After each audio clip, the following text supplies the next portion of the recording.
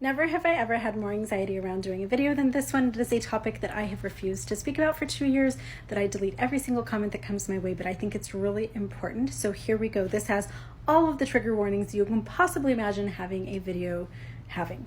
Whenever I do videos about my cheating husband, people always ask about diseases related to adultery. So I'm going to tell you a story that's going to be the worst story that you've ever heard, and I hope it helps someone.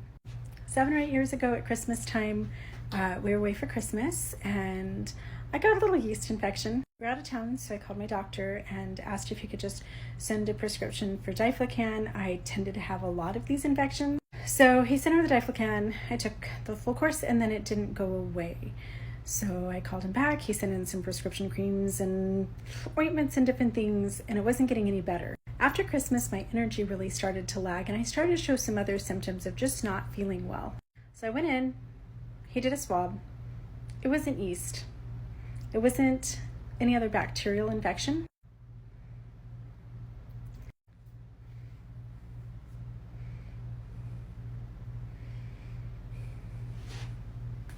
Then, as you guys all know the punchline, I found out that my Mormon returned missionary husband of 22 years had been cheating on me with SCX workers.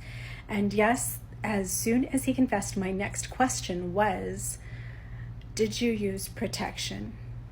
My husband, by the way, if you're new to me, did not just have an affair or two with like a nice suburban Mormon mom. He was driving down to State Street in Salt Lake City and picking up substance-addicted SCX workers on a recurring basis. And his answer to the protection question was no. He didn't like protection. He did defend his actions by saying, almost every time I would come home and take a shower and I would use antibacterial soap, and he told me that he used doTERRA On Guard and Melaleuca to suds up his junk to protect me. By the way, that didn't work.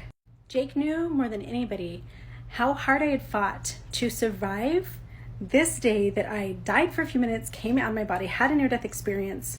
He knew how hard I had fought to regain my health so that I could be here to raise our family. When I asked him, how could you do that to me after everything that I've been through to regain my health and how sick I've been and how fragile I am? My husband, the father of my children, said to me, you are dying anyway? If I had sped that along, I probably would have been doing you a favor. We'll let that sink in for a second. So the next day I did make an appointment to go see my doctor. I said, it's an emergency. I'll never forget sitting in that little hospital gown thing on the edge of the little bed in his exam office, crying my eyes out, telling him what I had discovered, as he swabbed me for all kinds of things and pulled all kinds of labs and discovered that yes, I did indeed have diseases that are spread by intimate contact. And so I would spend the next several months having injections of antibiotics in my butt cheek and taking pills and prescriptions and all kinds of stuff that I don't even know what it all was until I finally got a clean bill of health. Jake also confessed to me that one of his girls was known to be Hep C positive, and that another one told him that he had HIV. Again, he didn't see fit to protect me from any of these women. And I have doctors and nurses come on my TikToks all the time and tell me that the most vulnerable part of the population is actually people who are in intimate relationships with partners that assume it's monogamous, but the partner is not monogamous because they aren't protecting themselves. They don't even know to protect themselves. I didn't know that I needed to protect myself from my Mormon priesthood-leading husband. I had known him since I was a 19-year-old girl. I had been with him and been faithful to him my entire adult life. This is the number one reason why I plead with people on TikTok not to commit adultery, because you are compromising the health of somebody who loves you. Be honest about it so that if you're not going to protect them, your partner can protect themselves from you.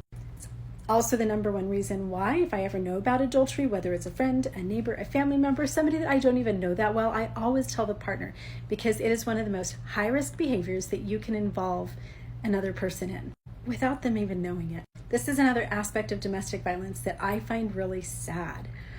If Jake had physically harmed me, I could call the police and say, my husband just did this to me.